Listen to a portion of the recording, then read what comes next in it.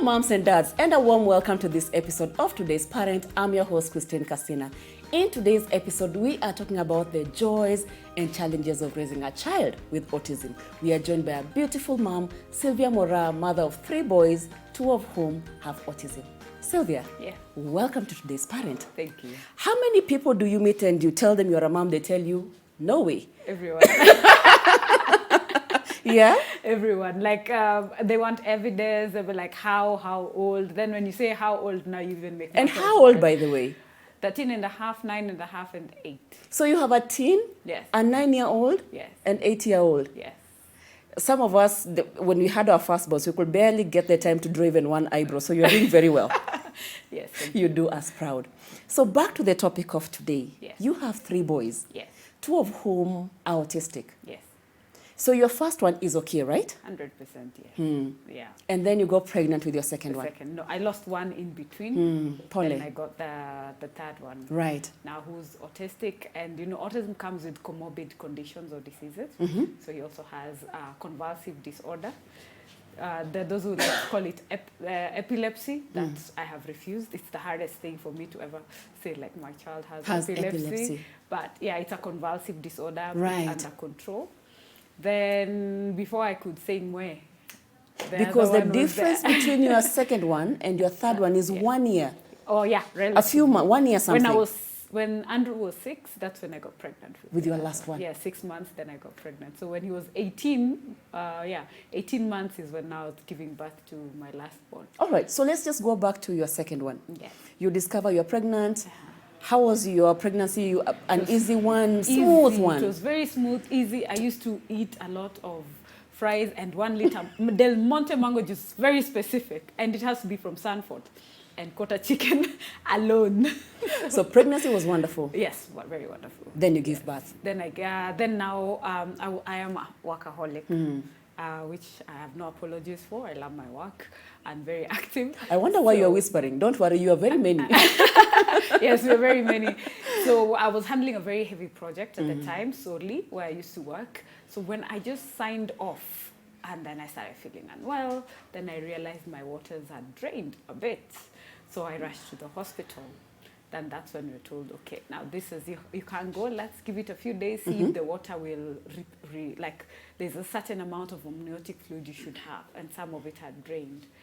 So it took me another 1 week before I could, then they realized it's not replicating, so they had to induce and also now inject the one for making him be able to breathe on his own, because it was week 35. So it was close but not close enough. Yeah. So we induced him, it wasn't working. Second induction, not working. Third induction was going in reverse. You know the way it is, it comes, then it gets closer. Mine was so close that it disappeared. Oh. So finally we just decided, okay, you know what, let's just go reel you in for CS. Right. And yeah, I can't tell what happened in that space, because it was full. I was made, what do they call it again? Like fully... Yeah, I was fully induced. With an anesthesia, right. Sleeping, yes. So, and they didn't allow my then husband, because now I'm currently divorced, to actually be in the room. So none of us can actually tell. All he says is they came out with the baby and he was put in an incubator, oxygen and all that. Okay. But do you think that was a factor that then led to him being autistic? Yes, most of the time what happens during birth, during your pregnancy, can contribute, even the first 5 years. Yes. So no one actually knows the cause of autism, but there are factors that contribute towards it. The way we live, our environment, and there is a certain component apparently in the vaccine that people talk about. But you see, it is genetic also. So there's something that also triggers it automatically. So you could be having it in your genes, but it's not triggered. Until, you understand? Yeah. So there are those who've had triggers when they say, oh, I took this vaccine, then my child turned. So you see, it was in you, but then there is that trigger. Right. So there is a case study that has been done in the US for that. Okay. So it's not fully, you can't say, oh, it's vaccines. You can't say, oh, it's because it was CS, because there's some people say, oh, because I had CS. That's because yes. This is the reason why. But you need to see the entire journey of your pregnancy, what happened at the point of delivery, and the first few. Because there is a parent whose child just fell off a bike And it was downhill from there. So you don't know what traumatic event in a child's life that could have can led actually, to. Okay. Yeah. There are those who can't even trace because it's none of the above. So we say autism is a spectrum, a very wide spectrum. And a very, very wide spectrum. You can't have two autistic kids that are identical in their signs and symptoms and their behavior. And now that you have two. Yes, they are totally like one end and another end altogether. Because you find my last born is more of ADHD, so which ADHD can also be a comorbid. Comorbid is a coexisting. See, remember what I said about epilepsy? Right. So even that could be a comorbid of autism. Yeah, so the first time, it was hard accepting that the second child is also, because I was focusing. When did you discover your second one has autism? When I took Andrew, the middle child, for assessment, then you see, of course, you can tell there are signs and symptoms that can trigger when a child is not meeting their milestones. Like they're supposed to be crawling, they're supposed to be walking, missed that. they're supposed to be and talking. Of course, all kids are different, Yes. but you can always tell. Yeah. And then they're supposed to give you eye contact. You find they're even breastfeeding, the way they latch is not the same. So those are some of the things that can indicate. They're not a sure factor, but should just tell you, like, I need to pay attention to this child a bit more. And children who are born with jaundice, both of them had jaundice. Jaundice is the way you're told, oh, their eyes are yellow, you need to take them out to the sun. So very severe jaundice is an indicator of autism also. Who would have thought? Yes. So, and then when you're seeing your child sleeping, you say mtoto wangu halali. Insomnia is another thing.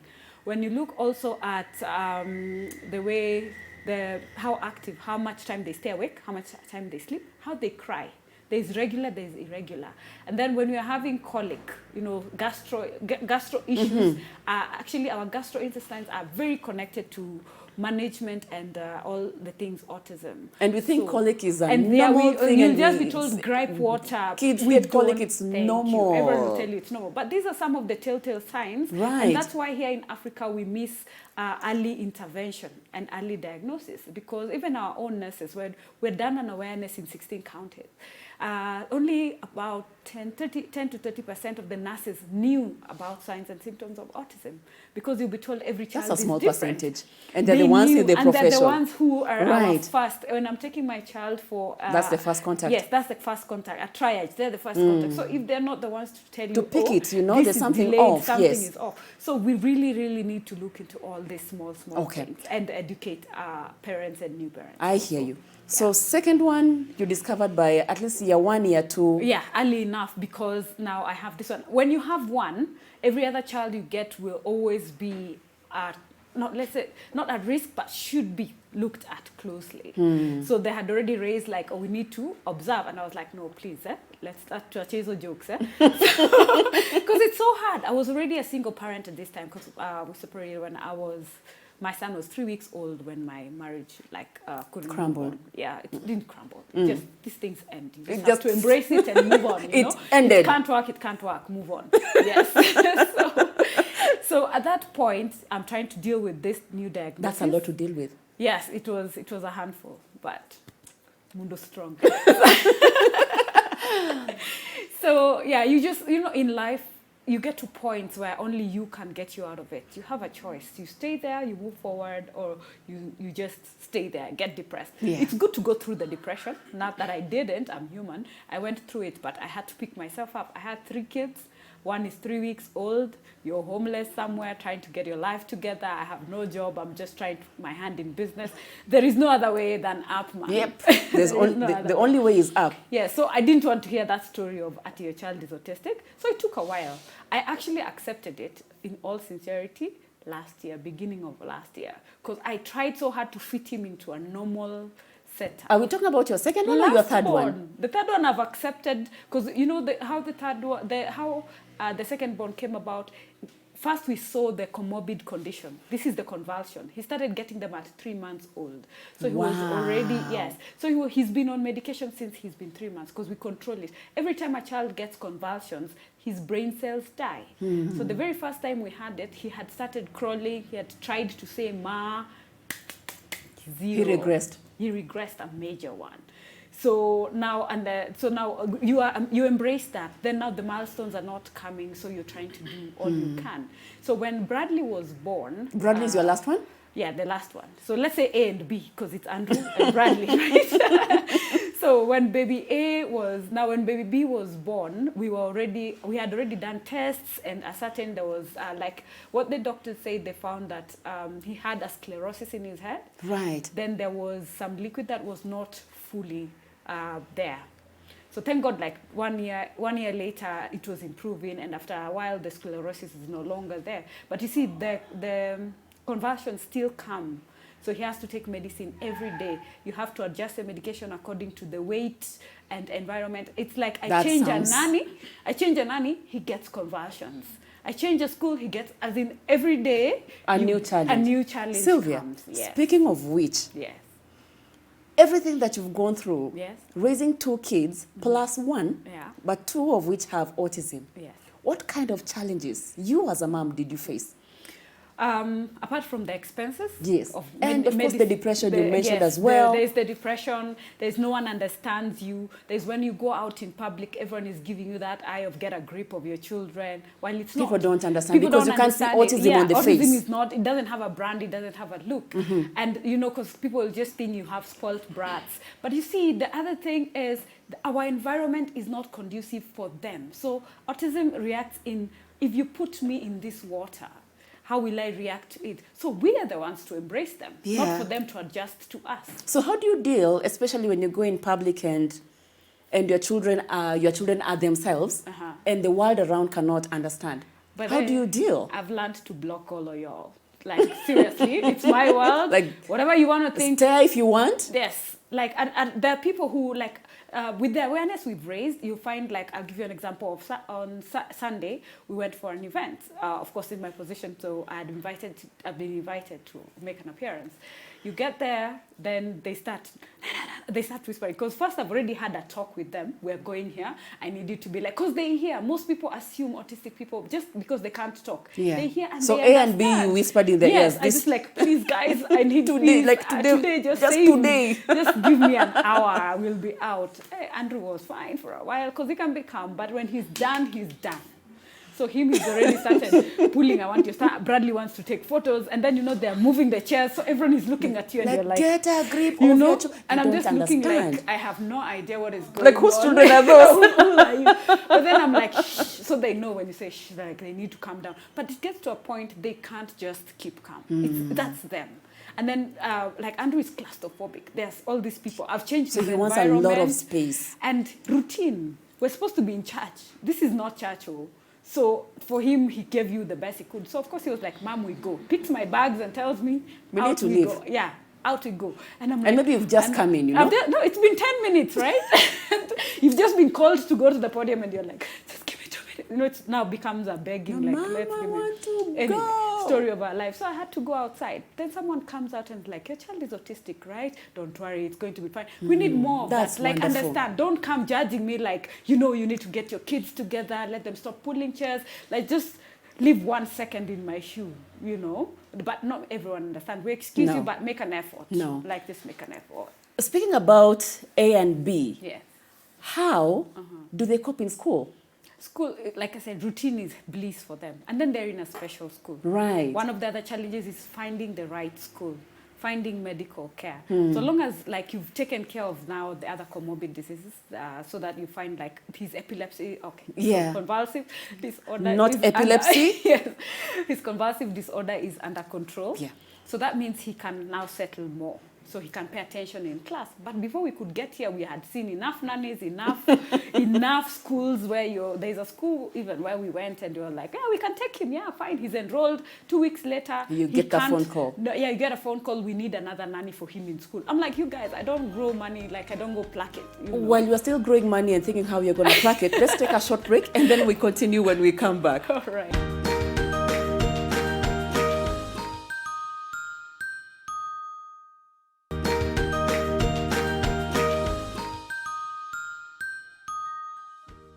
Welcome back to today's episode of Today's Parent, where we are hosting Sylvia Mora.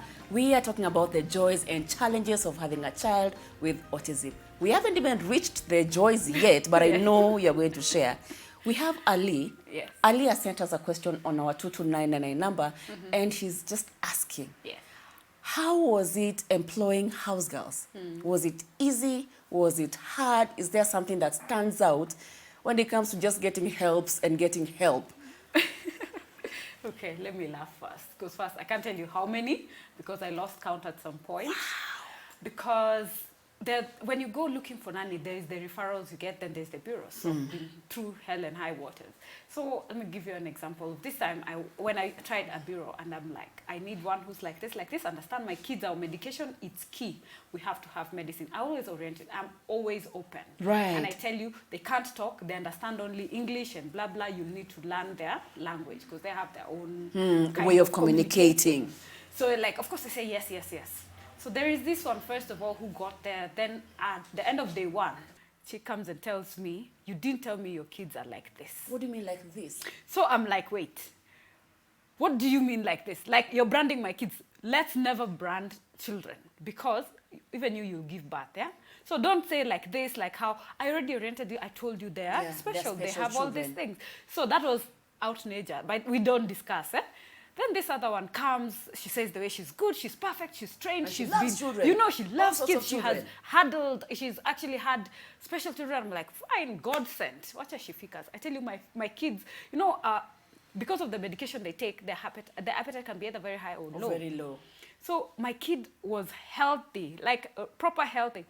They start losing weight. Later, I realized I became the shopping center. Wow. Yes. In what way? You don't take advantage of my kids because they can't talk, they can't report, for you to do some things. Because most of autistic kids, most of the times are nonverbal. They hear, they can say the 1-2 words, and some can't talk at all. And nannies take advantage of that to mistreat them. Yeah. We've had rape cases because of that. So, but that's terrible. Could see. So she used to, and when I come home, my kids are eating my food. That never used to happen. I'm like, Connie, these kids haven't eaten. So that told you something? Yeah, so that told me something is wrong. Sylvia, yes. As vibrant as you are, yes, I wonder if you ever have a sad day. I do. Which brings me to the point. What's the most precious, like a happy moment, or happy moments you can think of with Andrew and Bradley? Like the joys of raising a child with autism. What comes to mind? First thing is when I'm low. I could sit next to you as my friend, you wouldn't know. My son will know even from one phone call that makes me unhappy. Wow. And because you see, as much as they don't have all these other things, there's always that special gift that they have. Mine is just love, like, and in the purest of form. I can be mad and scream, and I say sorry, and that story ends there. And next is like, I love you. And they're the one who will come and say, Mommy, are you okay? Like, are you fine? Do you need, and I have gentlemen. I tell you, I get my doors opened, my bags carried, yes, like I have side to side and at the back.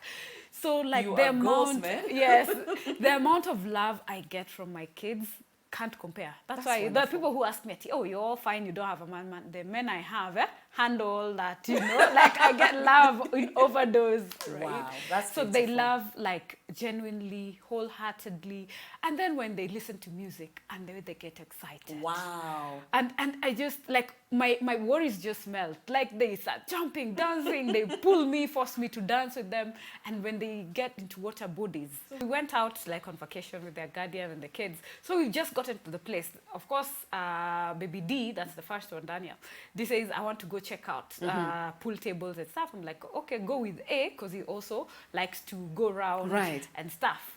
So D, of course, is in a different level. Of course, he forgets. So we're still settling. Brad was very small. So he's there, I'm settling him in. Then I turn and I see Daniel went. Andrew has seen water. He was just dashing to that straight pool. to the water. Have you can see this slow motion. Thank you. I was like, no, I can't move. I can't. No. Like, do I leave this one? Do I go there?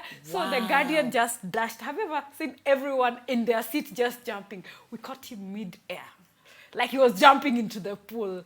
That's how delicate and he's thinking to himself, child is. Oh man. He's like, hey man, you know, as you're like, no. So what that tells you two things. They are not afraid. Fear is not something they have in their DNA. So they don't, like even Bradley will see a car. To him, Mommy's car is not harmful. He's been hit by a car. He's fallen from first floor. Sorry. He's like, there's something like you have to be extra cautious. He's not. So that sense of danger, that sense of danger they don't have. Not all of them, but yeah, some of them. Like water now. After that is when they have that very intense shaking moment is when they realize, okay, there's this thing I need to keep off. Right. So like that on him, he was in heaven as we're like just seeing drowning danger and whatnot. So these days he knows he has to go with someone when there's water, and he'll tell you, I want to swim. Okay. Because at least they've learned 1-1-1-1. So they just don't bolt. Then there's something called escapism. I'm sure you've been seeing a lot of lost children who are autistic. So anywhere we go, actually I had a tag thing. Like it's a bag, but it's a tag. You know the way you have a dog when you're walking a dog. Trust like me, a child leash. For us that's very convenient. Because like for me having two, I could focus on Andrew. I turn, Bradley is gone. And Brad is the one who's hyper. So you will turn like him, he gets this, he gets distracted. He's gone. Yeah.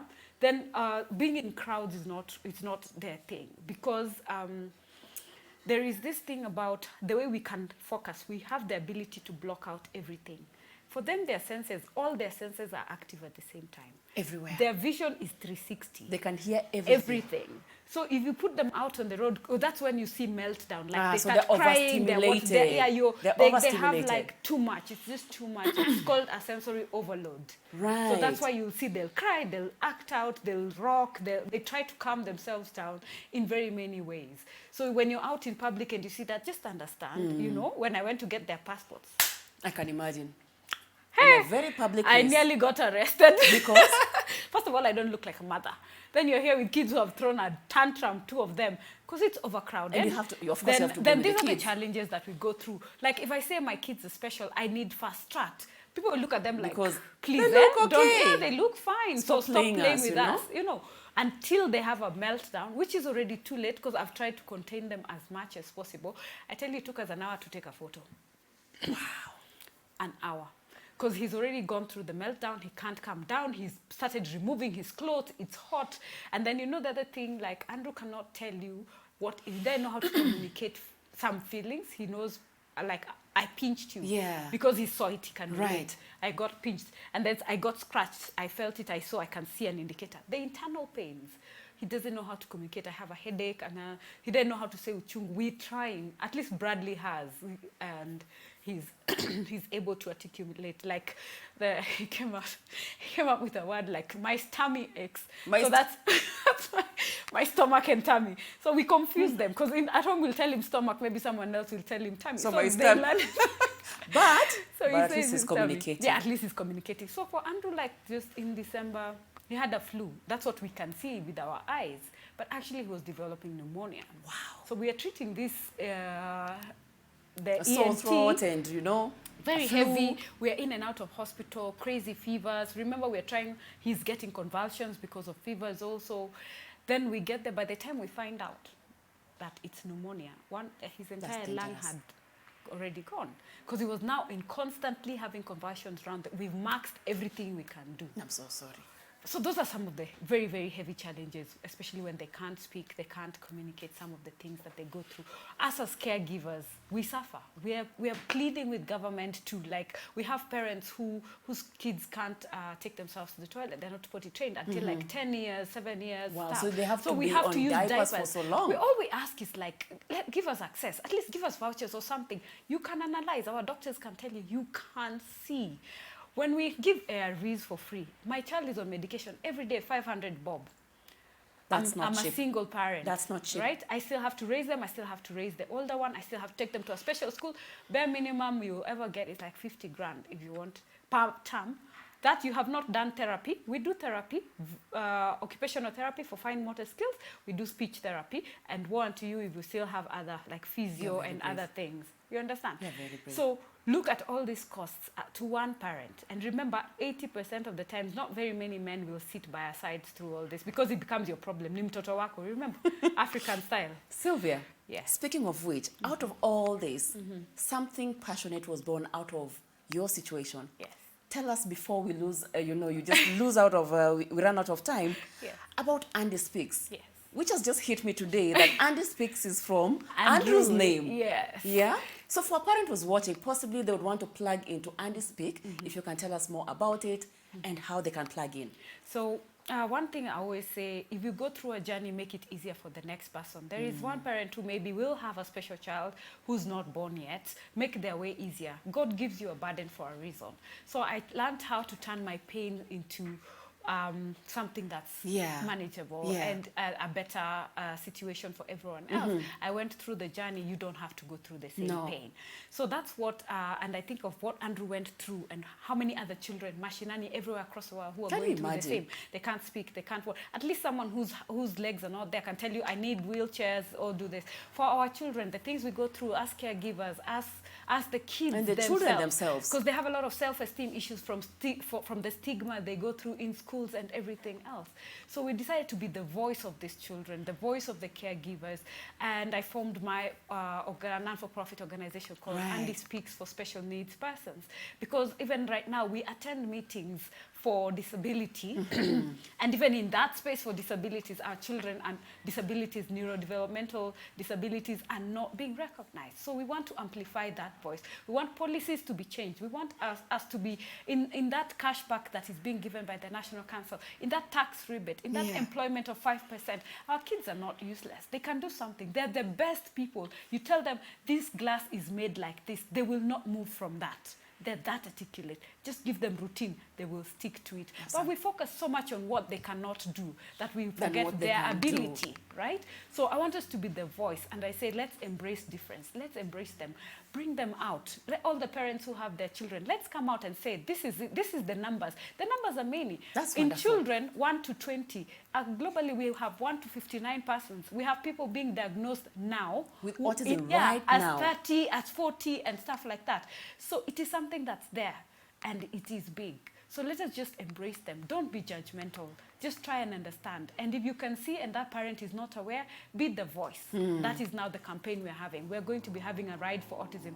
April is Autism Awareness Month. And we want everyone who gets to hear about autism, be the voice, be the eye on the ground, be the person who tags that other parent and let them know.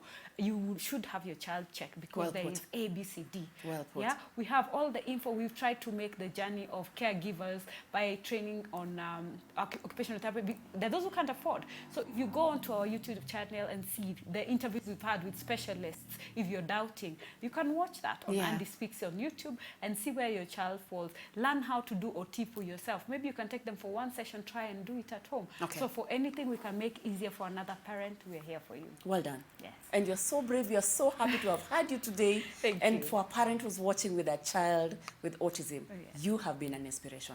I Thank you I so am much. glad. Yes. One final thing. If Yeah. they want to connect with Andy Speaks, how do they do that?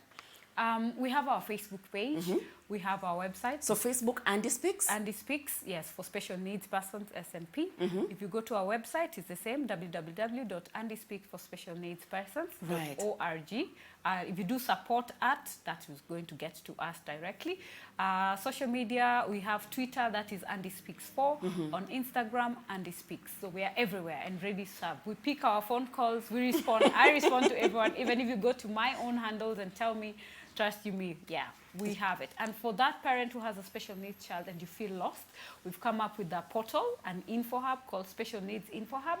If you want to know how to get to the council, which body to help you, how to get to schools, how to get to which therapist, Wonderful. we are trying to make an info portal so that we can reach all those people Well done. who cannot get the information. Thank you very much, Sylvia. Right, thank you. And on that note, for you watching at home, I hope you've been inspired. If you know any child, any parent who has an autistic child and wants to plug in, please tell them about Andy Speaks. Tell them about the awesome Sylvia Mora. This has been awesome. I hope you've learned something. My name is Christine Casina, and this has been today's Parent. And if you are looking for kids' furniture, make sure you come over to Little Cribs, the home of fun, exciting, durable, and affordable kids' furniture. Don't walk the parenting journey alone. Make sure you have information that is going to help you, and we have it over at Supermamas, www.supermamas.co.ke. Thank you so much for watching. See you next time.